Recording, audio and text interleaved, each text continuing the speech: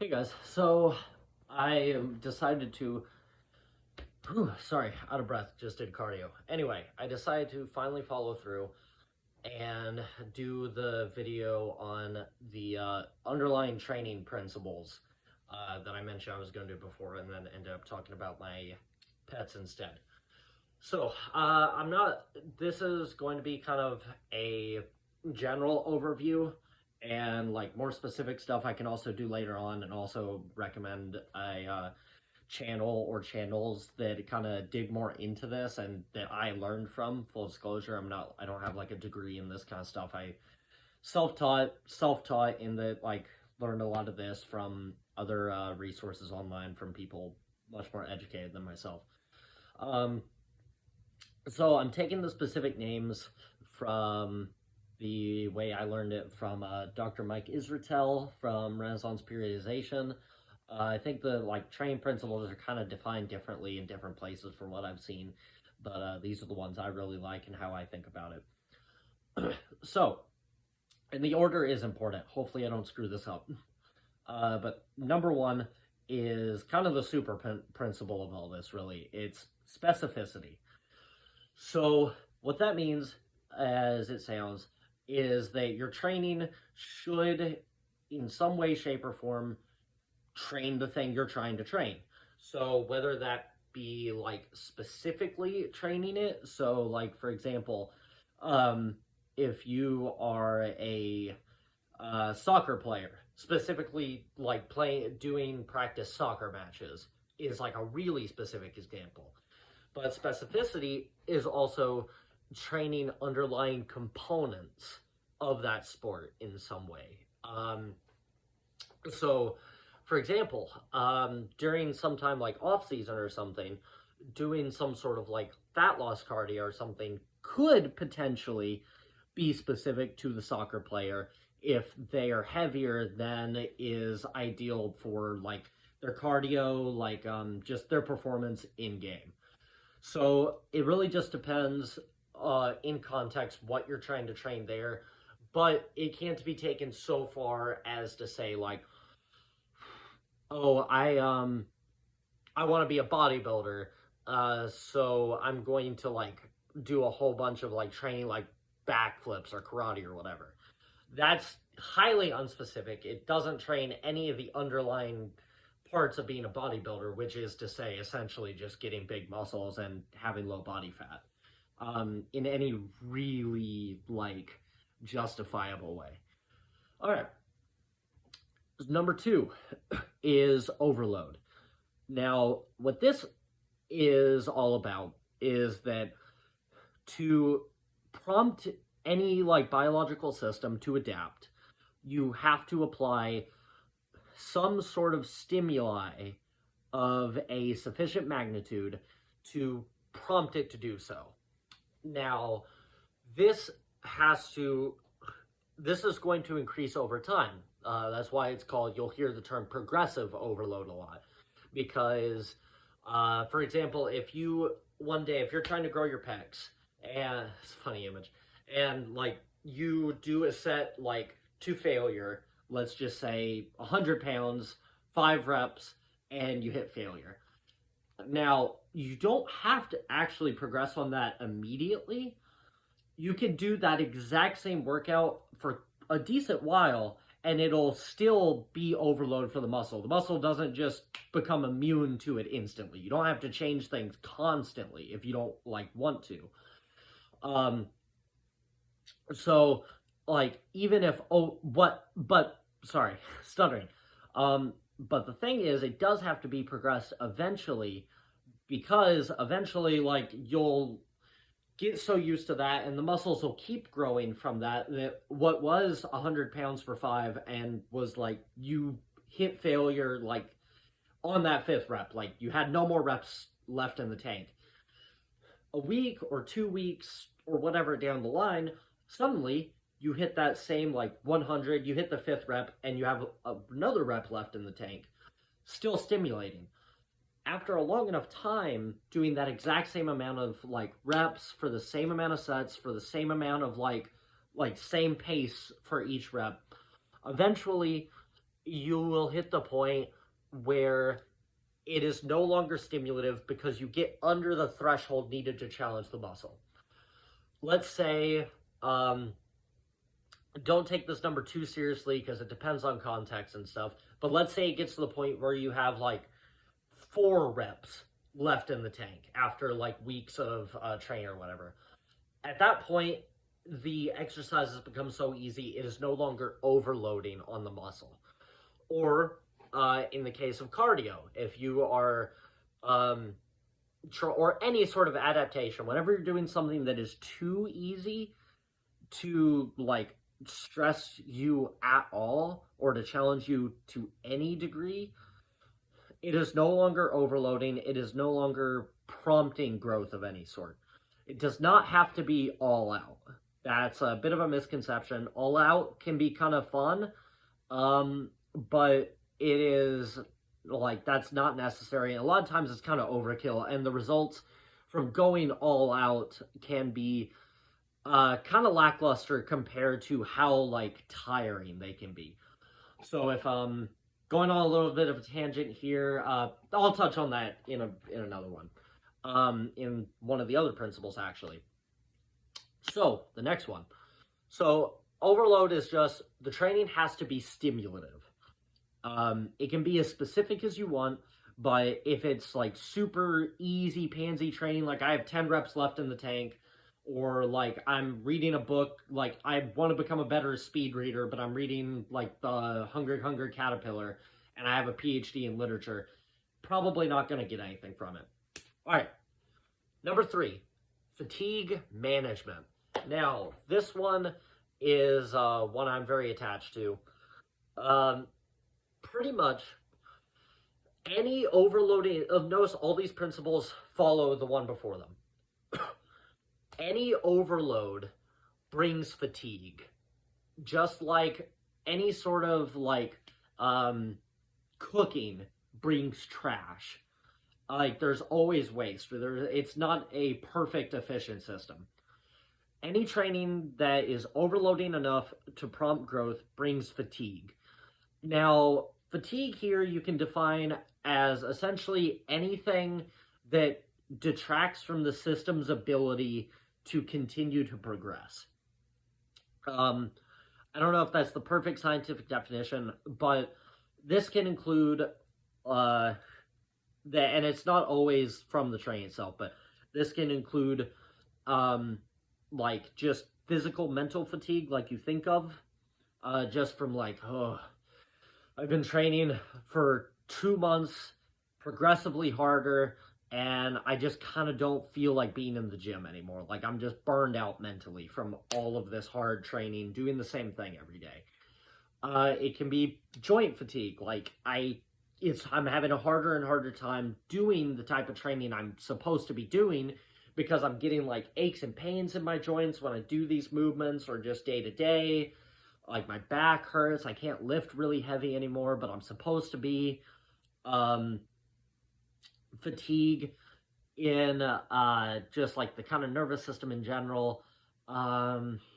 There's kind of more nebulous ones, like your literal ability to the muscles, for example, the system's literal ability to improve, to adapt, also gets fatigued. So after enough time training, like you keep adding reps and sets and everything, but like you'll notice, I'm just using, this applies to all sorts of different training, but I'm using bodybuilding terminology because it's really easy to visualize, I think. Like you do at the beginning of a period of training, like week 1, you do a single set of bicep curls, and you're like, oh man, like my muscle feels weird. It's all like swollen feeling of the pump.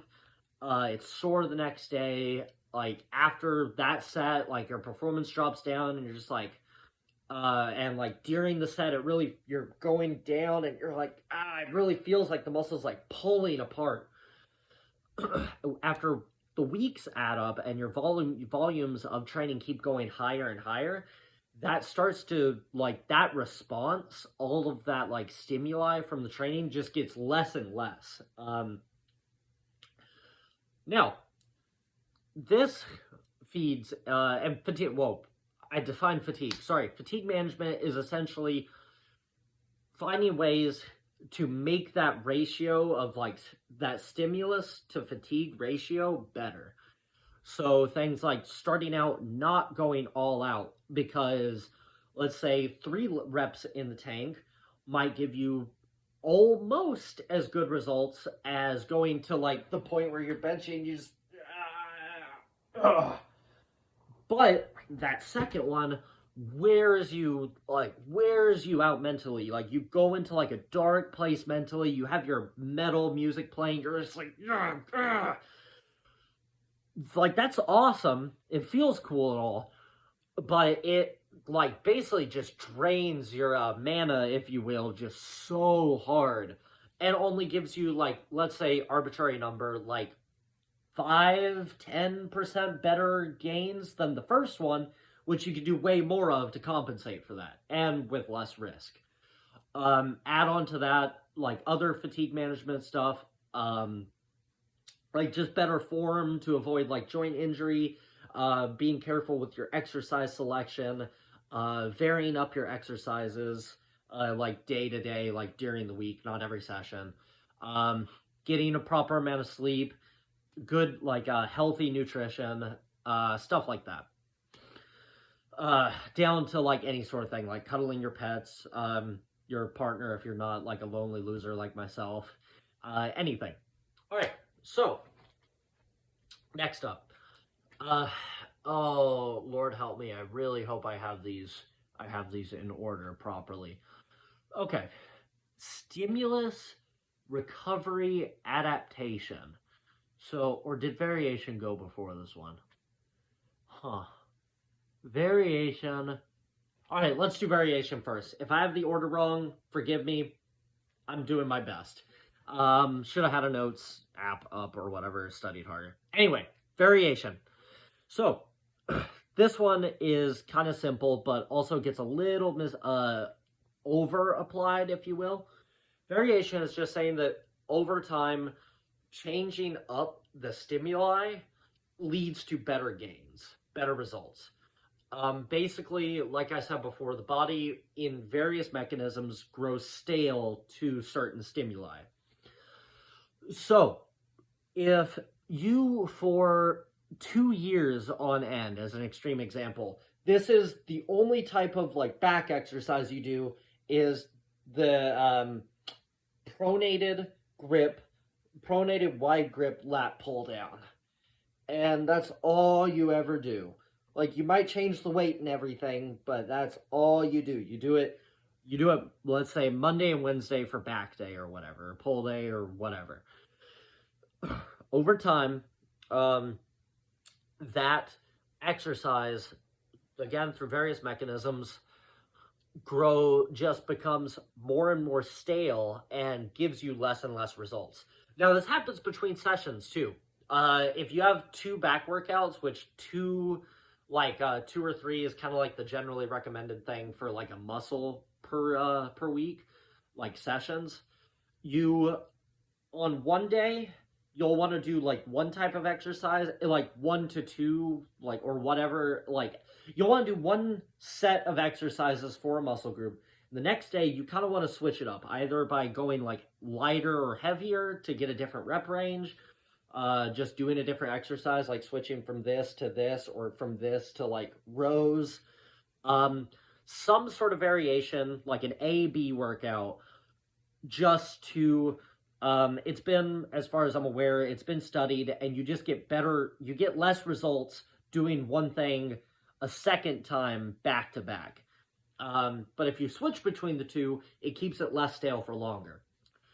Now, that doesn't protect it forever. Eventually, you have to switch all around. This is why, like, for example, you kind of don't want to have all your favorite exercises, like the ones that feel best for you, all in your routine at once. Because then, like, let's say you really like the bench press for chest. You really like the bench press. Yeah, should have given some leg examples. Kind of telling on myself here. You like the bench press for chest, and you like the incline press, and you like this one fly machine at the gym, and you like cable crossovers a lot. And those are your 4 best that give you like really, really great results. And let's say you also kind of like the let's see, what's another chest one?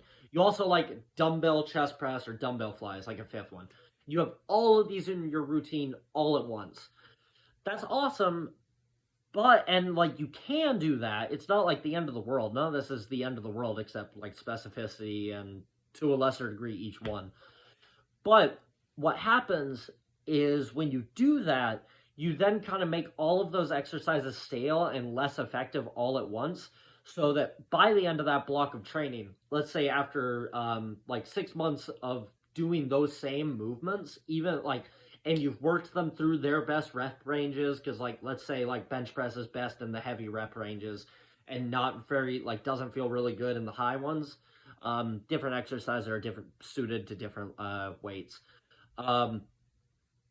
You kind of like, then you don't like, to get any sort of chest stimulus, then it's like, but now I have to do like dumbbell pullovers, which like they make my shoulders feel funny, and like I don't, like I get a little bit of a stretch, but that's it, and I have to do those, and like push-ups, which I don't really like a lot because I can only do them in a high rep range. Like it kind of pigeonholes you a little bit once you get to that. So variation is important because over time you have to change things to keep getting good results. But like I talked about with over applying, the whole idea of shocking the muscle, like changing your exercise or like the weights you do or whatever, like every session or every week, is also not a good idea because of a couple reasons. One, it just, well, you can't really track things. Like, how are you supposed to know if you're progressing, if you're doing something different every single time? You don't have to track everything. I'm going to be honest, I don't track stuff very much a lot of the time because I can't focus on anything ever, and I have bipolar disorder. So, whatever, that's on me. But at least I have a general idea of like how much weight I typically lift and for roughly how many reps, right? Now, it also means that if you variate too much, you never get good at the exercises you're supposed to do. Like you have a training partner and you're finally, let's say squats. You like practice front squats. You're like started like they're really awkward at first and feel like you're kind of like crushing your neck, and you're like you add like 50 pounds to them in the first like month, or like not a month. I'm getting out of pocket here. Like you add like 25 pounds to them in a couple weeks because you finally figure out how to do them and really keep your back arched and like really squat straight down. And your training partner is like, all right, we have to shock the muscle. You're too used to this. Now we're doing low bar back squats and leg extensions or whatever. And you're like, but I just got like in the zone. Like front squats like really started like tearing at my quads. Everything felt good. Like I was good at them. I could finally start really pushing myself, and I felt like the quads were really being hit now instead of like my back. It's like, no. Sorry, we have to shock the muscle. You're too used to it now. That really just means you're sucking all the time, and you're always gonna like, you're kind of running the risk of always running into like more of a like neuromuscular like skill failure, like a skill issue, as opposed to like really pushing your muscle and being focused on that. So that's over application, but variation is important for those other reasons. And for just displacing different types of fatigue, like joint fatigue and stuff. All right. So this one, the one I'm about to say, actually came before variation. That's my bad. Stimulus, recovery, adaptation. So this one's kind of sounds more like quantum science than it really is. Basically, all it's saying is it's the order of operations. You provide a stimulus, that is like through training, and then you recover afterwards. That's your time that you are not stimulating the system. And through that recovery, you then adapt, and that's when you grow. So if I do a set of stiff-legged deadlifts, and I like really get that nice deep stretch on my hamstrings and all that nice stuff. The 24, 48, whatever hours after that, when the muscle is physically healing, that's recovery. And especially like the minutes after the session. I'm recovering. Now, once the muscle is healed, then you can adapt. It grows back bigger, basically. To simplify things, kind of. It's kind of like why this is important is example Mike Isertel uses in a few of his videos that I really like. All credit to him for all of this, really. I'm not making any money here. If a hurricane hits a skyscraper and it damages some of the windows, like a couple floors get flooded, whatever, the city can then spend some money, get the get the skyscraper back to baseline, get it repaired, and then we have some extra money in our surplus, extra calories, if you will. Like now we learned some stuff from this. We can build the skyscraper more resilient. However, if the mother of all hurricanes comes through and just blows off half the friggin' thing, and it costs like $2 billion or whatever, I don't know, to completely repair it, you're not making the skyscraper better right then. You're just repairing it. No one cares about, you're not gonna come in there and be like, well, I think we should dump $1,000 on kind of renovating the place and getting some nice new colored paint on the walls, or getting new office chairs. You don't care about that. It's so damaged that is repairing is the only priority. Now, I went off on a little tangent here, but the reason that's important is because you have to recognize that this is the process of events. You have to stimulate, you have to provide an overloading stimulus, and then you have to recover, and then adaptation takes place, and then you can, once that's occurred, then you can stimulate. If you try to interrupt this, let's say you do chest every single day. You're I want the biggest freaking chesticles or whatever ever. And you're I'm just going to bench press every single day, however many sets it takes to get a huge pump and get sore. And then the next day, I'm going to do it again and again and again and again. Chest is always sore. It's always recovering. It's never getting bigger. Another reason this is important is a small, kind of a smaller example, but there's ways to blunt this process too. So icing, anti-inflammatory drugs, stuff like that to reduce soreness, also reduce the improvement you get in muscle growth, for example. If you do a bunch of squats and then, or anything that reduces soreness really, if you do a bunch of squats and then do a bunch of cardio afterwards because it makes you less sore, or you take an ice cold shower, or cryo bath, or take a bunch of ibuprofen, or all of these, or you don't get enough sleep, or you don't eat enough, all of these blunt that process. So instead, you just kind of speed through, you essentially shut off part of the adaptative process, and you just cut it off at the knees.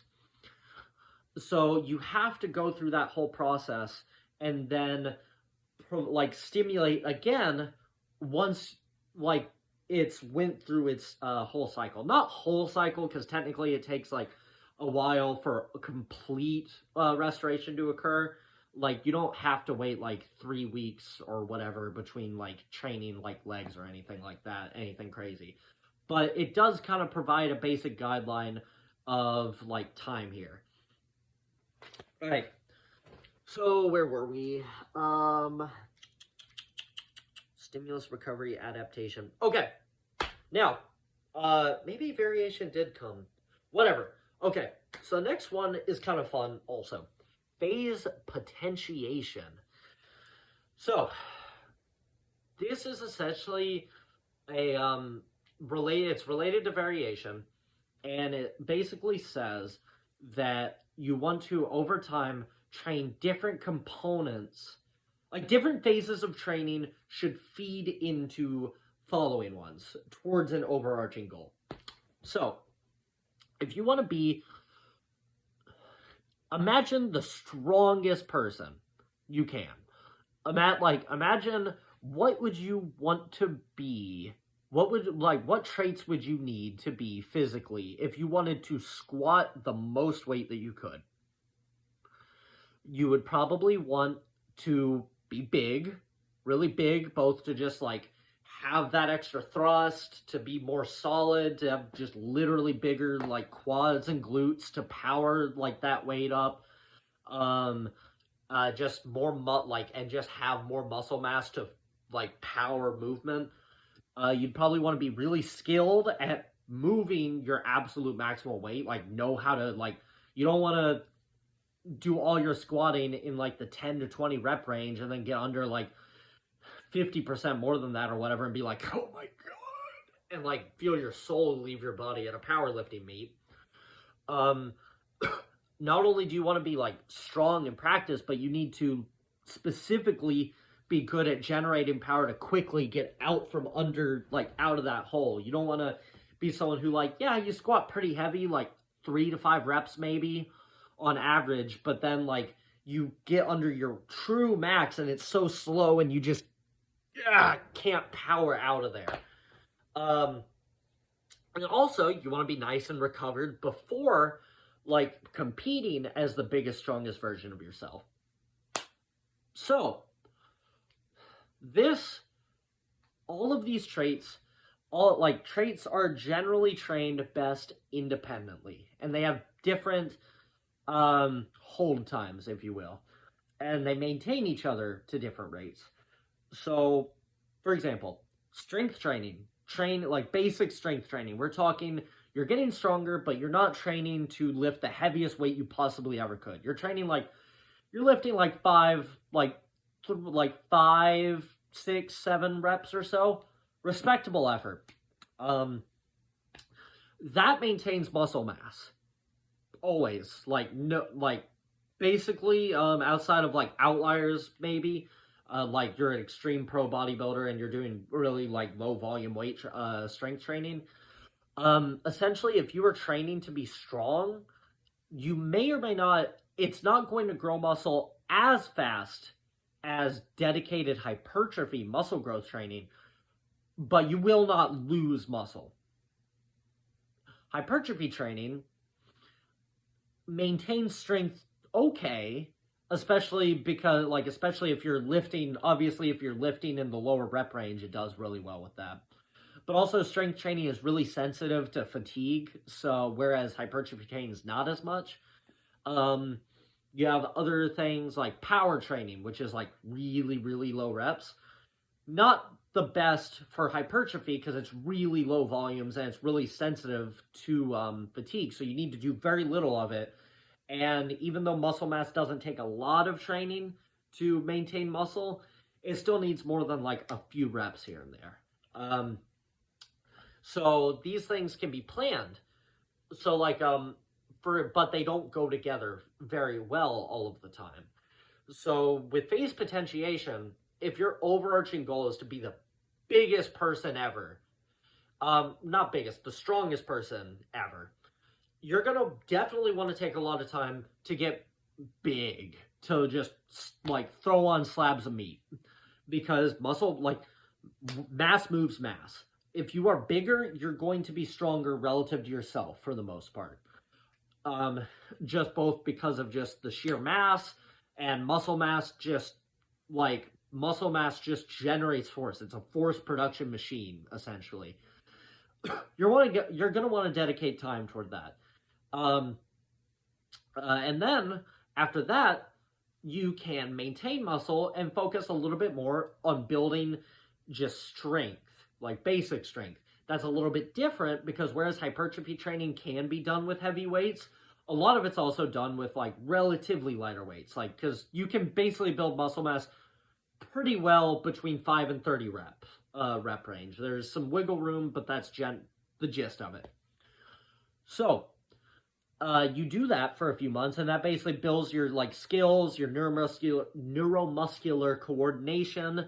You get just better at moving weight more efficiently, and so you get stronger, even though you're not necessarily building a whole lot more muscle mass. You get better at using your muscles. And then, close to peaking for a meet or something, you can do more power training, like really low rep, like really the skill practice of just getting under those truly maximal loads and figuring out how to lift those properly. Because, like, if you're squatting like 10 rep max or whatever, or even 5, and you like come down and you go a little bit, yeah, that's not too bad to like, all right, course correct and go back up. If you're at your 1 rep max and that happens, you're pretty much done. Likely, unless you're really, really athletic. So that kind of ties into that. And then you have other stuff like, yeah, you might want to do a weight loss phase for like weight classes and like a rest period or whatever, like before the meet, so on and so forth. It gets really sciencey, but you can apply this to any sort of sport. Like for distance runners, you're gonna have time training like just like high mileage, like low pace, just really building up your aerobic base, versus like speed training versus like doing like sorry, I'm the word escapes me, but like harder runs for like the paced time you're going for, which is more challenging. Time spent towards developing different energy systems, like your lactate system, your aerobic system, so on and so forth.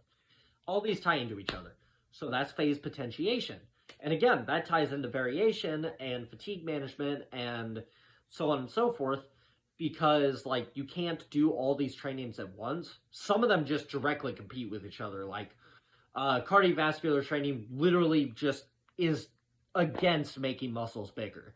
It doesn't immediately kill it, but any amount of cardiovascular, like getting better at aerobic training, like getting better at biking, literally makes your quads like directly competes, both in terms of the amount of calories, the time you have healing, the mental energy you have, the mental time you have to train, like opportunity cost, and also because they both literally stimulate opposite things. Squatting to like get your legs bigger is the opposite of like high mileage bike runs, which directly tell your quads to become less powerful and more like endurant. It doesn't make it so like, oh, if you bike like 10 miles, if you bike like an hour, you're gonna like, if you bike like an hour a day, like 3 to 5 days a week at like a decent, like a moderate pace, you're not gonna make it impossible to grow, but there will be a price in various ways. So that's phase potentiation. Now, the last one, I hope it's the last one, I hope I'm not missing anything, is individualization. Now, this is the last one for various reasons. Honestly, this one's the easiest to explain, I think. It's basically exactly what it sounds like. Any training variable that is tailored to the individual, to fit in with the other principles. If you are someone who is like you're way bigger and stronger than other people, so you need to do less sets than because otherwise you get too fatigued, that's individualization. The amount of training you do, like the amount of like if you're someone who has a weaker constitution just with your joints for whatever reason, or just mentality, and you do more higher rep stuff instead of low rep because low rep gets you hurt. Me, for example, if I try to squat a like 5 rep max, I'm almost always going to hurt my lower back. Little bit of that I'm sure is a skill issue, but I've also had a chronic back injury since I was like literally like 12 or 13.